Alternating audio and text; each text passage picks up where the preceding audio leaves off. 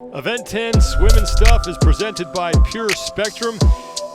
Interval event, but unlike the men, the women will only be doing 10 calories on the assault bike. With such a short timed event, the little details make the biggest difference. Tia-Clair solid in the water, but so is Katrin Davidsdottir. She had that back injury, so what did she do a lot? She biked a lot, and she swam a lot. So I'm curious to see Katrin holding on to second place so far, as can she sustain that momentum she gained from the second day of competition. The 10 calories on the bike, 31 scored repetitions in each 4-minute interval. Carrie Pierce and Haley Adams swapping first place. Brooke Wells is done as well. She's into the water. Carrie Pierce is in the water. And Tia-Clair is actually going to be the last into the water here as we take a look at the keys presented by Pure Spectrum. It's about the swim. This is the longest, toughest part of this event. The bike's going to hurt, and the GHDs and slam balls is technically challenging, but the swim is where you need to push the pace. And then there's no room for error. We saw Matt Fraser had some bobbles on the slam ball on the men's side. That is why he lost this event. It wasn't with fitness, and it wasn't with a poor game plan. It was a technical mistake. The leaders are on opposite ends of the pool. Haley Adams, who was at the top of your screen in lane 5, she was in the lead there on the swim. And Brooke Wells at the bottom. Yeah, but first out of the water is Tia-Clair. That's why you send the swim. She was last off the bike for a reason. She didn't make a mistake. She saved herself for the important part of this event. So Toomey first to get going on the GHDs. 10 reps here, then 10 reps with a 40-pound slam ball through 17 of the 31 scored repetitions. They will not know their cumulative time here, just like the men. And Tia had the fastest swim out of any of the athletes. What I'm curious to see is the technique on the slam ball. We saw Matt Fraser bobble it because he's trying to slam it down. But what he did on the second round was this touch-and-go technique where he never let go of the ball, so it didn't give him an opportunity to mess it up. See Katrin Davidsdottir, third from the right. She hasn't put the ball down at all, so she is hanging on to it like Fraser did. And now a no rep for Toomey. And Davidsdottir and Adams are in right next to each other. Toomey's across, and that leaves Carrie Pierce and Brooke Wells out on the floor, and now they are in. So Haley Adams with the fastest time by 0.4 of a second in that first interval. Brooke Wells takes 5th. About 12 seconds separating the two of them.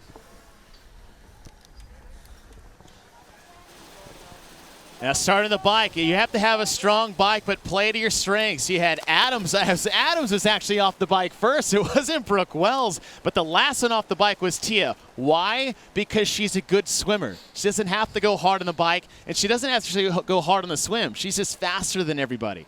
And once you got to the GHDs, you got to throw your throw pacing out of the window. But the mess up here was Tia-Clair got a no rep on one of her slam balls, and that's the 3-second difference between her, Adams, and Davidsdottir. Now, Carrie Pierce also got a no rep as well. They need to show full extension at the top of that slam ball, and she got docked for not doing that, so had to do that rep again. But Haley Adams takes that first interval, 2:05.42, 0.4 of a second ahead of Katrin Davidsdottir. Tia-Clair only 3 seconds back. And then Carrie Pierce and Brooke Wells have some ground to make up here in interval number 2. And you look at that difference actually time-wise, it's only 2.3 seconds difference between Davidsdottir, Adams, and Tia-Clair. That's the no rep. That's when we say there's no room for error. You have to go as hard as you can, but you can't just throw caution to the wind and miss those little technical pieces that make the difference when you add it up 4 times in a row.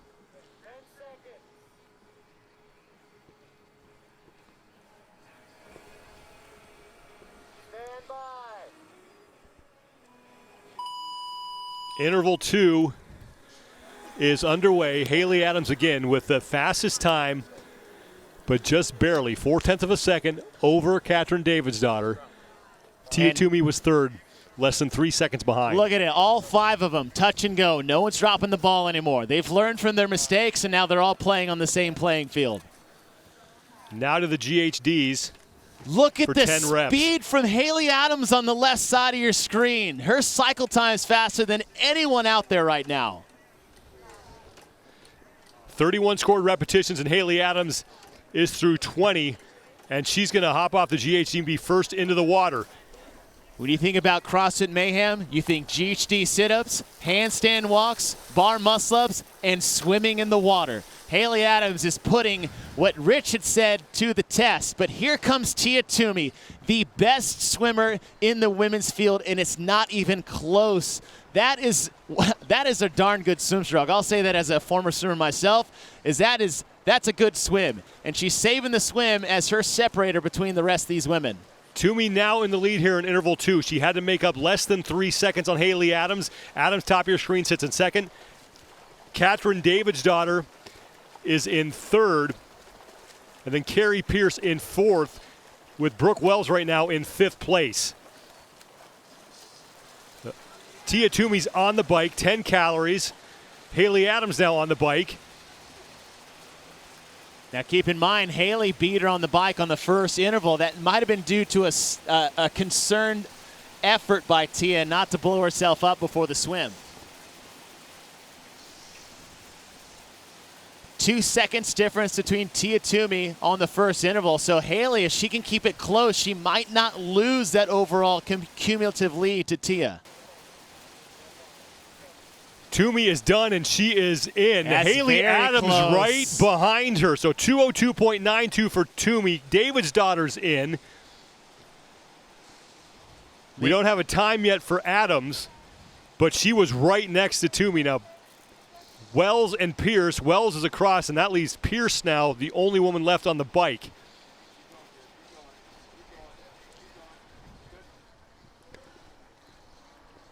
So Pierce is in, and that'll close out the second of 4 intervals. Cumulative time, that's what we're looking for here. The best cumulative time will win the event.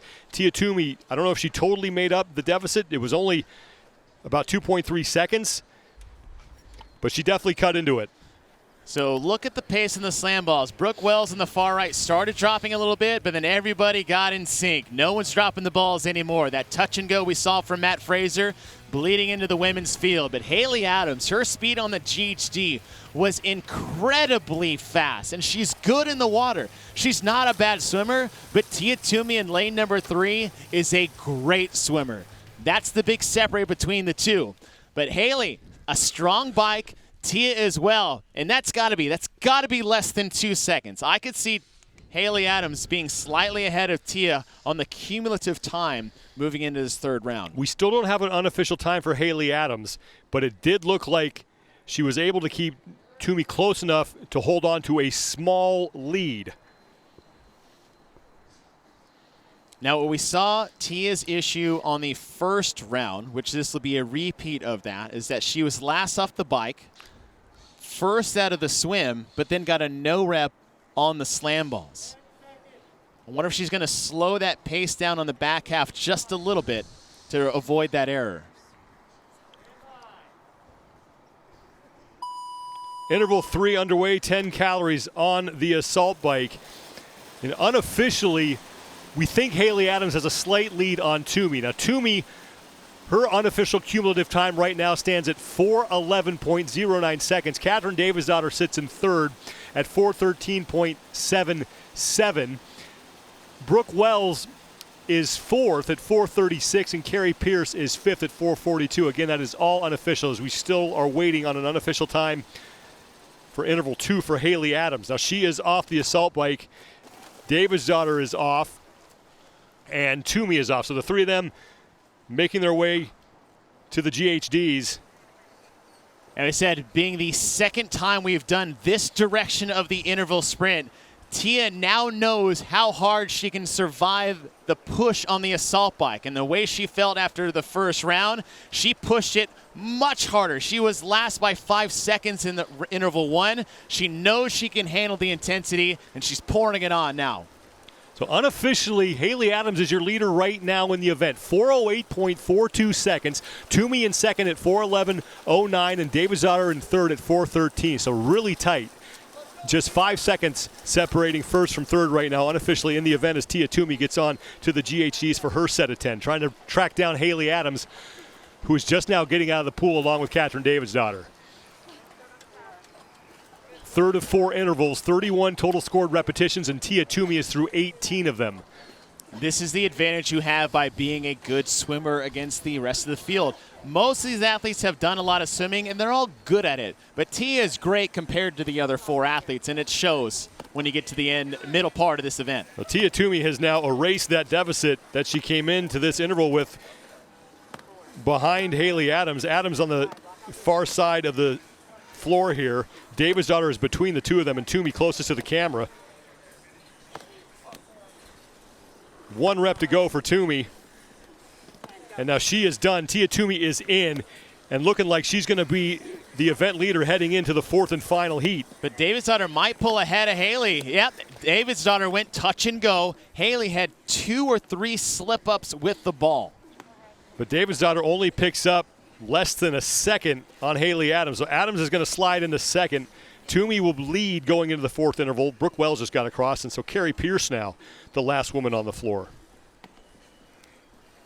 And now she is in, so 2:39.40. So right off the bat, Haley had the fastest bike in the first interval. It's the same direction they're going for the 3rd, and she's really pouring it on. But first off the bike was actually Katrin Davidsdottir ahead of both Adams and Tia. But in the first interval, Tia was well behind the rest of the field. She pushed the pace on the bike, blew away the field on the swim. Once she got out of the water, it was no mistakes for her. She didn't need to sprint. She didn't need to get out of control. And a nice steady pace for Tia. But the difference maker towards the end was Katrin Davidsdottir's unbroken versus Adams. Let's go down to Nikki Brazier at poolside. Consensus down here poolside is that this is really a heart rate event as opposed to, say, a power output event. The guys showed us that, as well as the demo team told us that if the athletes don't find a way to regulate their heart rate, then it's not just a feeling of overwhelming exhaustion in between rounds, it's also this sort of overwhelming nausea that is not what you want to be facing when you have another interval still in front of you.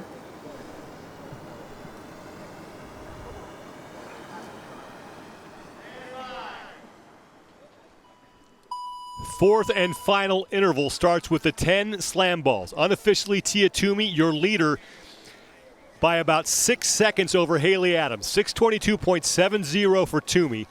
Adams at 6:28.41. Davidsdottir stays in 3rd. Brooke Wells and Carrie Pierce are fighting for 4th right now. Adams off the ball first again, and she has the fastest GHDs of these 5 women in the field.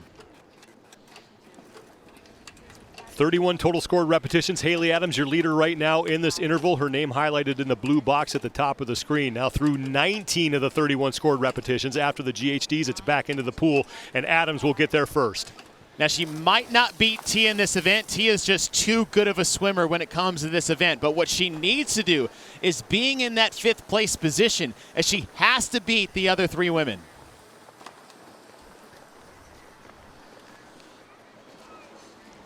Tia Toomey is in the lead in the pool. Looking to win yet another event. Haley Adams is looking to gain some points on Katrin Davidsdottir and make that race for 2nd place overall a little more interesting. Man, she's just so smooth and dominant in the water. That is just a great advantage to have for this sprint event. Toomey's out onto the assault bike, 10 calories. She had a 6-second lead coming into this 4th and final interval. So Haley Adams is going to have to go to Plaid on the assault bike if she's going to have a chance of beating Toomey. And the big thing for her is that at least stay ahead of Katrin Davidsdottir, Pierce, and Wells. She needs that huge point gap between those other 3 to get her back into contention for that podium position. Davidsdottir in the middle is on the bike. Toomey's getting set to finish up. Her judge's hand is in the air. Brooke Wells now just getting on the bike along with Carrie Pierce. So that's the battle for 4th and 5th. This is the battle for one of the top 3 spots. Toomey's going to win the event as she is in. Another 100 points for Tia Toomey. And now Haley Adams is in, so she's going to pick up 20 on Katrin Davidsdottir as Davidsdottir comes across. Davidsdottir closed hard on the last 10 cals, but that's huge for Haley Adams. Now Pierce and Wells, the only 2 left on the bike. Pierce is in the middle of your screens. You take a look at Haley Adams, who sold out on that final interval to take 2nd place unofficially in this event.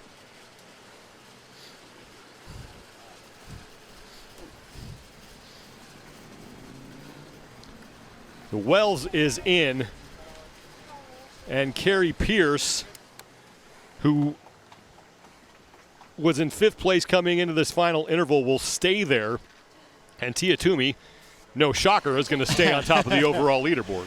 Different movements in a different pattern, down and back. What were the differences as far as your strategy when it came to how you attacked the different rounds here? Yeah, so I mean, when you started off with your assault bike, you didn't want to go above your threshold, because then you had to go into the swim and still do those other movements at a nice fast pace. But then when it came to you're a little bit dry, you dried off the ball, you could go a little bit faster on the ground overhead, and then you could bring it home and just go all out on the assault bike. So I guess, you know, it is a sprint, so you go all out in it all, but be smart about it. Sure. Now, you had an incredible day yesterday, you know, a sweep of these types of events. How does that change your mindset, or does it change your mindset when you still have, you know, another full day of competition? Yeah, no, it doesn't. You know, the new day, in my eyes, the leaderboard is back at 0, and, you know, we're all fighting for the same spot, so it's just go all out until the very last workout. I mean, you're smiling like you're having a good time, but I know that event was just soul-crushing in a way. Just, I think, tell us a little bit about how this drives you, because we can see it. Your passion is clear. Oh, thank you. Yeah, I guess, you know, this is what we train all year for, and especially this year, we have trained for the CrossFit Games for well over 12 months now, as the Open was last October. And so, you know, I'm just really grateful to be able to actually compete this year with everything that's gone on. Well, thank you so much. Congrats. Thank you.